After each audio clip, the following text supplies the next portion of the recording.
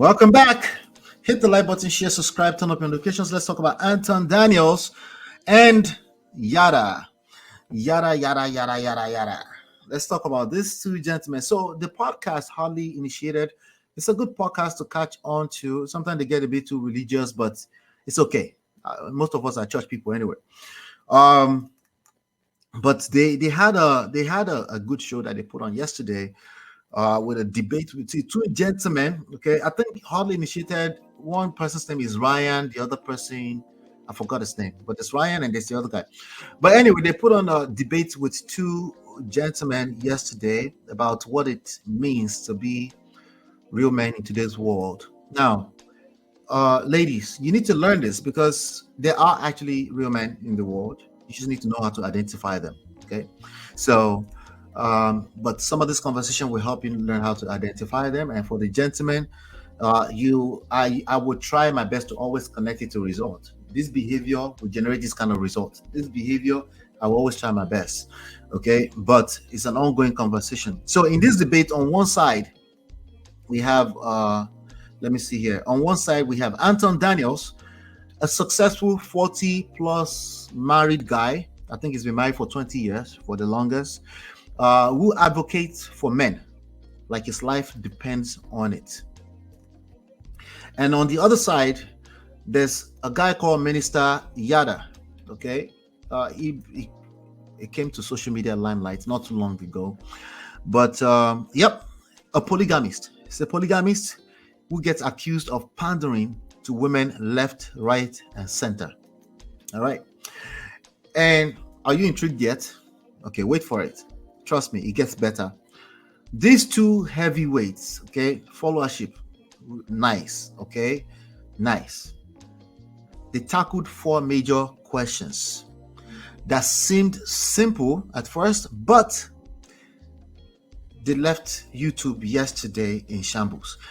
So, and I'm talking like engaged, fully engaged. In fact, I was distracted a little bit, but I had to go back and watch some of it. In fact, some of it I still have to revisit, but I was able to catch some of this as a recap for you today.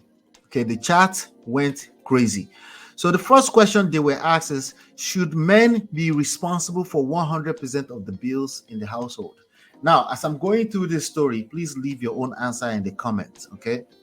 But let me share with you the recap first. So now, Anton, he started off with this wild word salad. Okay, he was, of course, like I said, he just wants to support men. Seemingly, even if he's putting on the show, it doesn't matter to me. But anyway, it was like he wanted to let men off the hook. But then he threw in at the end of it, after he just started yelling. And then at the end of it, he threw in the context matters, like it depends. It was confusing, but it's a debate. And it was in the very beginning. So I just kind of like took it in, just we'll see how it goes. Because honestly, for me personally, I'm kind of like in between those two extreme ideologies personally. Okay. So basically was a situation where somebody is saying a whole lot of nothing, a whole lot of everything, but not really saying anything. Okay.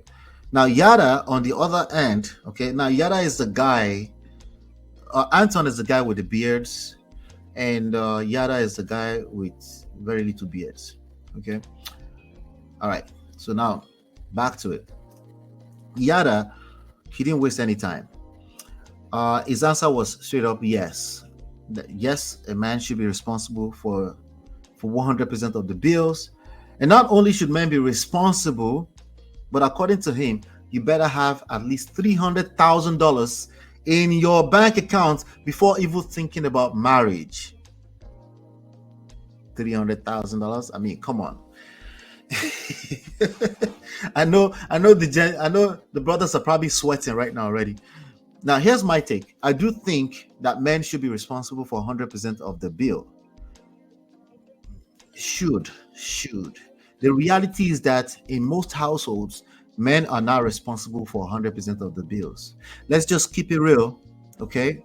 The reality of most households is that men are not responsible, but we're talking about mindset-wise. I'm talking about mindset-wise, right? What I'm trying to tell you is that should be a man's goal. Okay. So what happens to our own money? Calm down. Just calm down first. Calm down first. If you married a wife, you never have to tell her what happens to our own money. You never have to do that. That question is cap, disingenuous. It's at best a social media nonsense. So even if you're not footing every single bill today, the mindset should be that you're striving towards it. If you have to argue with that, there's a deeper problem than about money. So if you're out here complaining about your partner not pulling their weight financially, then who's the leader in the relationship? I'm just wondering. In our social construct, men are expected to lead. Isn't that right? So it's confusing, but I guess I'm getting used to same rhetoric for the last 4 years. Jesus Christ. So why would you want to shy away from the responsibility when it comes to money? So even if you're collecting money from your wife, don't you still need to be a leader in how you address that? You know? So it's crazy. But anyway,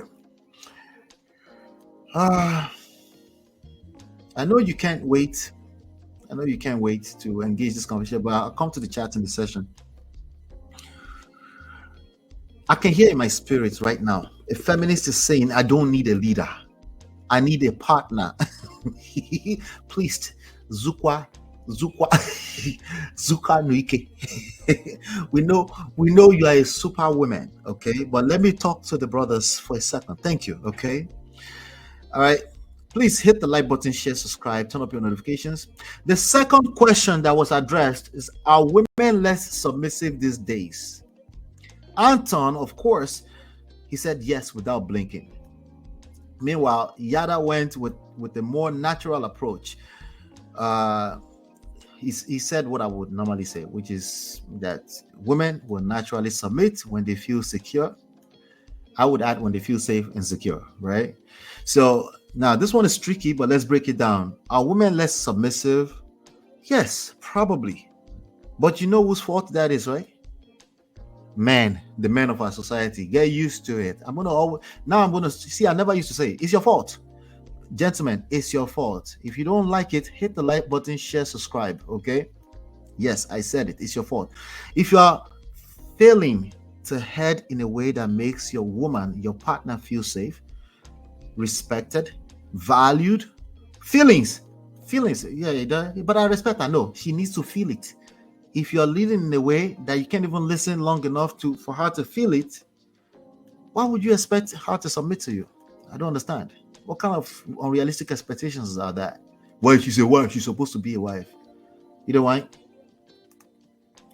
Anyway, if the relationship is out of order, if off balance, that's on you, brother.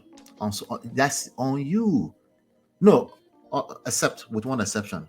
If you don't want to be the leader in the relationship, then you are free like a bird. You can fly away as far as you want. You can be a cat, go and come as you want. Right? So you're trying to make your wife submit, but you haven't earned her trust. It's no be juju be that. Will it work now? You know? So you want her to follow your lead, but your life is in chaos.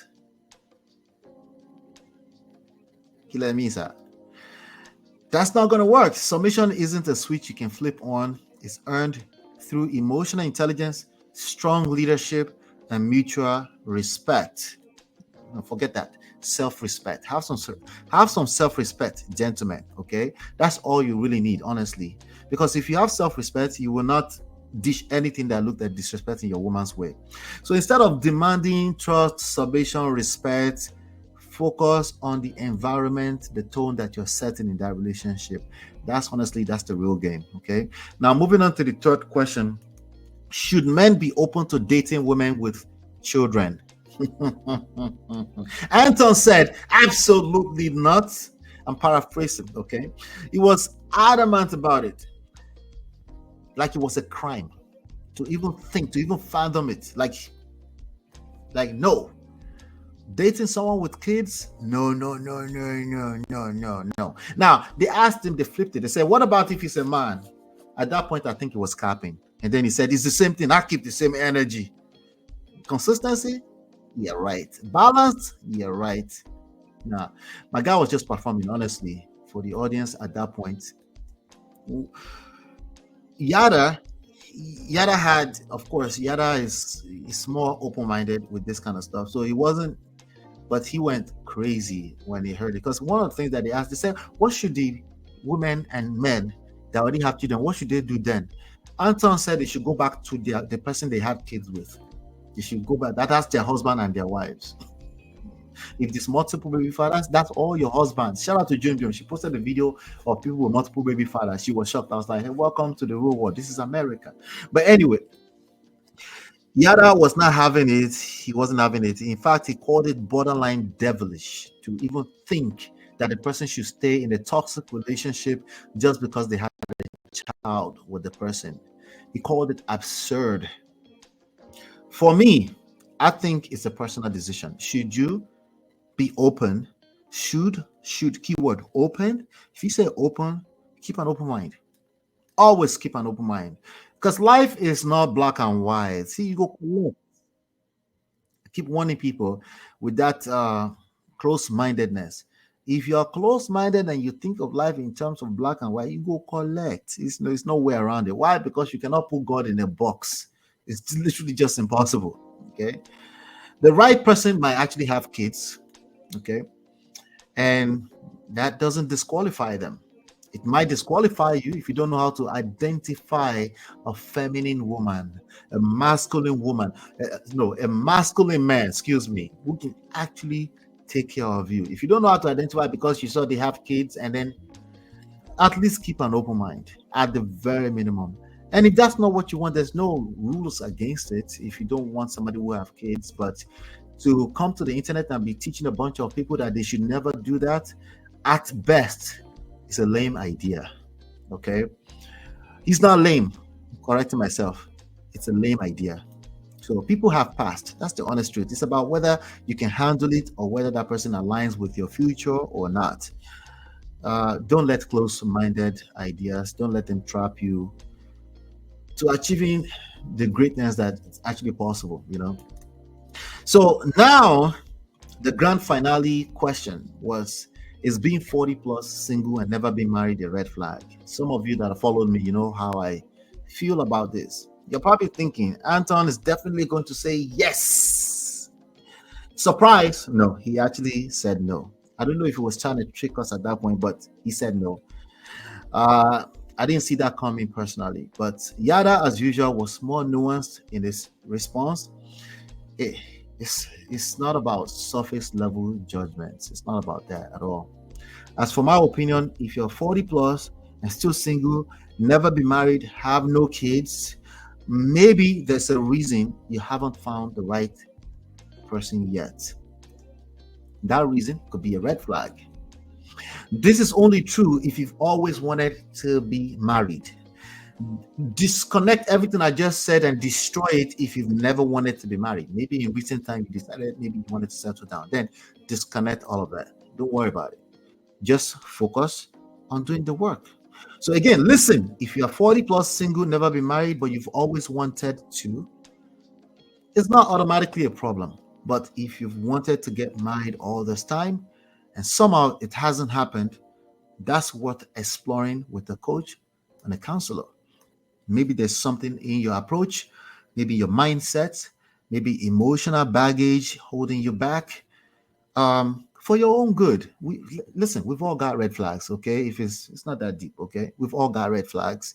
If I was to remarry again today, right now, somebody will see like that guy, he's always picking his it's a red flag, right? So it's not that deep. It's just for the sake of the conversation, it's something to pay attention. If somebody has been laying around for the last 20 years and they no exes, nothing, that's something to pay attention to. So if you're not getting what you desire in love and relationship, it's just time to check yourself. It's the same idea. It's not necessarily about judging people who are 40 plus or single. So now, what do you think? I want to come to the chat and comment sessions. If we have something, I'll address it. Wow, you guys. Let me just read some of this and then I'll move on to the next story. Junju said, I watched the Yada live yesterday. It was crazy. Tiara say yes. Sounds like chaos. Yeah, it was. They are both on the two extreme side, but I tend towards Yada. I probably do too. Anton is crazy. LOL, with houses prices at $1 million, 300,000 with what paycheck?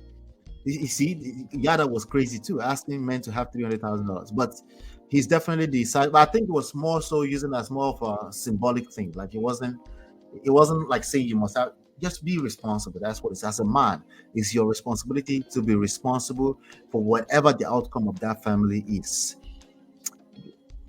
That's just the reality, okay? Unless, of course, you don't want to be the leader. All right? There's more than enough masculine women out here that will make you a wife. Anyway, doesn't that come with age? It does. So we can't take it literally. That's the thing with Yada. You can't take him literally. You have to just look at the concept of what he's saying, because way too many men are competing with women, and it's just falling apart altogether. You know, I couldn't believe what he was spitting yesterday. Is one way man, so close-minded.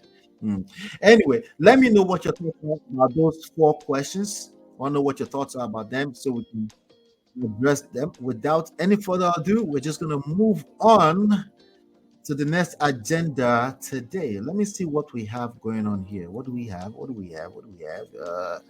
We have, oh yeah, we need to catch up on Didi real quick. Let's catch up on Didi, shall we? I will be right back. Hit the like button, share, subscribe. I'll be right back. Hey Prestige fam, show some love to the video. Hit like, subscribe, and share. Are you in Europe, America, and struggling in your relationship? From argument to abuse and trust issues, we're here to help. Lola and I founded Prestige Marriage Academy to transform your story. With 20 years of friendship, 17 years of marriage, experience with navigating the ups and downs of marriage, and personalized coaching, includes 24/7 support. Ignorance is expensive. WhatsApp us at +1 732 305 8577 to book a free discovery session today and take charge now. Don't wing it. Join us in creating the love life you deserve.